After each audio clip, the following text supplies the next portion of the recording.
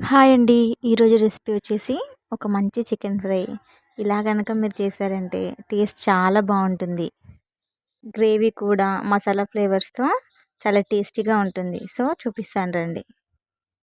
ముందుగా stove on చేసి pan పెట్టి వేడయ్యాక ఆయిల్ పోసి సన్నగా తరిగిన ఉల్లిపాయ ముక్కలు, పచ్చిమిర్చి, కరివేపాకు వేసి గోల్డెన్ బ్రౌన్ వచ్చేంత వరకు వేయించుకోవాలి. ఇప్పుడు అల్లం పేస్ట్ వేసి పచ్చివాసన పోయేంత వరకు వేయించుకోవాలి. ఇప్పుడు చికెన్ వేసుకొని అంత బాగా కలిపి పసుపు వేసి మూత పెట్టి ఒక 10 మినిట్స్ ఉడికించుకోవాలి.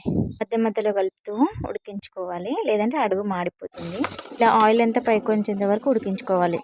ఇప్పుడు కారం, రుచికి సరిపడా ఉప్పు, ధనియాల పొడి, మసాలా వేసుకొని పెట్టి లో ఫ్లేమ్లో ఉడికించుకోవాలి, మధ్య మధ్యలో కలుపుతూ.